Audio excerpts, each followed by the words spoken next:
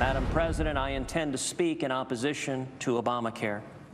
I intend to speak in support of defunding Obamacare until I am no longer able to stand.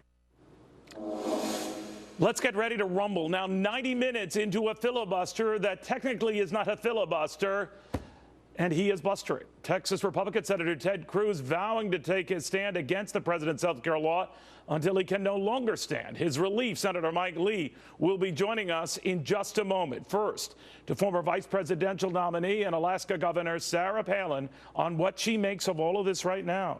Governor, he's just moving a little sooner than thought. What do you make of this?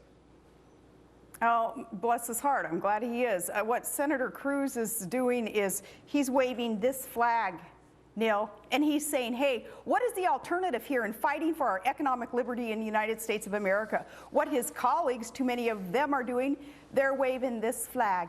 And they're saying, oh, let's surrender until we win. That's their tactic. This is nonsense. More power to Senator Ted Cruz, Mike Lee, others who are standing up for what they campaigned upon, and that was to do whatever they could do, seize whatever tool that they had. In this case, the tools are in the legislative branch, the purse strings, getting rid of the socialized health care coverage policy of Barack Obama's. Your old running mate, John McCain, said it will be a cold day in Arizona when we defund Obamacare, a very cold day. In fact, it may be a snowstorm. He all but called us a waste of time, Governor, saying, I know how this movie ends. I don't know all the scenes before it ends, but I know how it ends, and we don't defund Obamacare. What'd you think of that? Well, I think anyone who wants to wave that white flag right now and in this battle for economic liberty in America is forgetting what America was built upon. America was built upon those willing to say, politically speaking, hey, I'm going to do what's right for freedom, for liberty, and if I die, I die. That's what Senator Ted Cruz is doing right now. Do you think he's standing up there in this quasi-filibuster, do you think he's going to see as a result of this, oh, the big name contributions coming, just pouring into his coffers, and, you know, the big political architects who've screwed so many things up lately, like, you know, Karl Rove and Dick Morris and these guys who have tried to change the Republican Party into one that would just go along to get along as a bunch of sheeple in order to appease President Obama and some of these who want to transform America. No, Senator Cruz isn't going to see that as a result. But what he will see, whether he dies, politically speaking, upon this mountaintop or not of his, is the heart and soul of Americans who care about this country and the future of our economic liberty. We will be standing there having his back, doing all that we can to support him and thanking him for being willing to fulfill his campaign promises. Are you surprised, Governor, the resistance he's encountering within his own party? Reports that Senator Mitch McConnell was trying to block the kind of thing that he's doing right now. Other so-called mainstream Republicans who are saying it's a bad idea, that they're dragging the Ted Cruz's and the like, the party to inevitable defeat. What do you say? Am I surprised that those within the GOP establishment, that machine, would turn on one of their own who has a record, and previously at least a reputation, for standing up strong on the planks in the platform, that being freedom and capitalism and economic equality and, gosh, reward for work ethic, all those things that are the planks in the Republican platform. Am I surprised that rhinos would turn on one who would stand strong on those planks? No, because many of us have lived through that. We've come out stronger, I think, and being able to hold our head up higher, even though perhaps we're in a different place politically speaking, because that machine does control so much, of course, in the political arena in America. But no, I am not surprised. So when Steve Schmidt, obviously John McCain's 2008 campaign strategist, said Republicans have to be careful of this type of asininity, do you think he was taking a slap at you, at Cruz, at Lee, at all of these guys? I don't know what the heck Steve Schmidt and his crew have been saying lately. I don't know about that comment, but you know, I don't like anonymous sources at all, and I think that it really allows this degradation of the journalistic ethics that we once had in this country. Well, he did say that. He did say it. He put his name behind it and said it on MSNBC. And that's fine. So I'm going to make the point, though, about anonymous sources being used, though, that Steve Schmidt has been a part of, though, and, you know, there's dots that can be connected back to him and his ilk that have allowed that. Journalists need to quit using these anonymous sources. So I won't be anonymous in making a statement about John McCain, though, and the campaign that I participated in with him. John McCain disrespected those who, at the end of the game, running the campaign, started turning on Republicans who were standing up for the right things. I know John McCain. We have spoken about this, and I don't think that he will be hurt or harmed that I am speaking publicly about what he has told me. He disrespects those people who use anonymous sources to attack their own. He has told me that. So Steve Schmidt and his crew, especially, and yeah, granted, Steve Schmidt, this time he allowed his name to be attached to another besmirking comment about another Republican, but when those having used anonymous sources are elevated and continue to get to be cited as sources, well, I join John McCain in dismissing them and saying, journalists, quit using them. But still, you and the senator are clearly not on the same page regarding this, and I wonder whether it has taxed your relationship.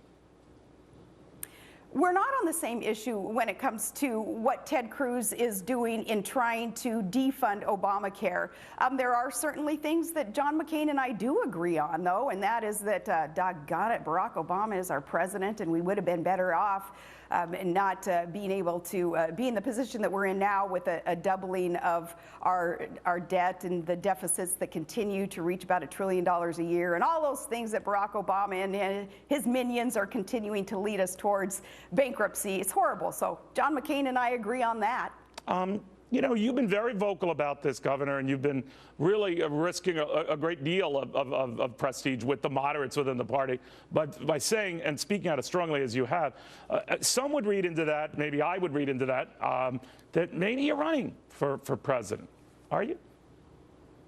That maybe I'm running for president? Yeah. I'm up here in Alaska raising a family, running some businesses, you know, just wrapping up moose hunting, doing a lot of productive things on a personal level, and not thinking about 2016 in terms of who's going to be the next GOP candidate. But hey, you talk about moderates in the party. Here we go, Neil, about the parties. People talk about maybe a need for a third party. I dare say we already have a third party. We've got the liberal Democrats. We've got the GOP machine, and then we've got the good guys. That's the third party. Ted Cruz, Mike Lee, Rand Paul, some of these guys working so extremely hard for, again, standing strong on at least what used to be the planks in the Republican platform. That's the party. Those are the players in a party whom I will support. Sounds like you're inching away from the Republican Party, at least as we knew it. I've that you're always more been aligned to these very guys. independent. I've always been very independent up here in Alaska. It's why I'm not in the good graces of the Alaskan political party, perhaps, when it comes to Republican machinery up here. I've had to fight them. I've taken on sitting Republican governors, mayors, others who were not serving for the right reason, Neil. And the right reason, it's simple. It is so simple. It's you listen to the people, you do the will of the people, you stay strong and committed to what it is that you promise to do for the people, and then, you know, don't be surprised if people turn on you and say nasty things about you. You know, you thicken up your skin and you stand strong and you carry on. Again, exactly like Ted Cruz is doing.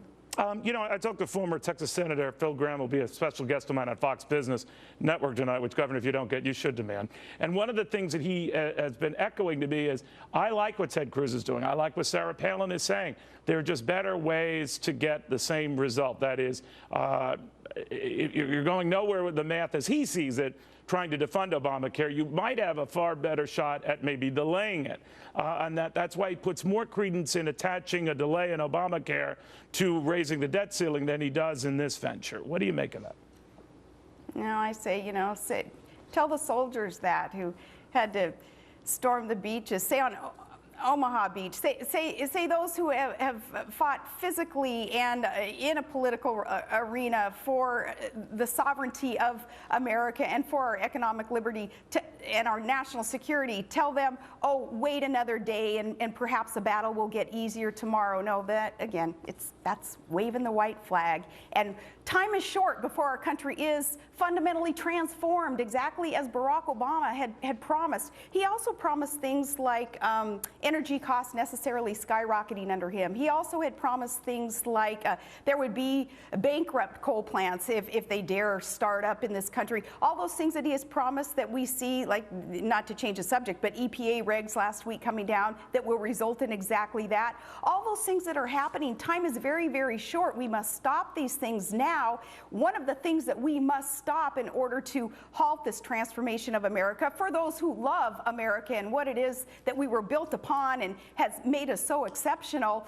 one of those things is this socialist healthcare coverage policy of Barack Obama's. It's unpopular, it's unaffordable, it's impossible really to be implemented, and it would be implemented by the IRS, implemented by an agency, she who ran it until just recently, having told Americans basically, F you, I'm going to take the fifth. I'm not going to answer your question. She who had been in charge of this monstrous bureaucracy that will be taking over the implementation of Obamacare. You're talking about Lois Lerner, the former head of that one division. thing that we do to stop this transformation is to stop Obamacare now, not and wait until there is perhaps a smaller hilltop on which to climb and plant our flag and say no more steps to socialization of this country.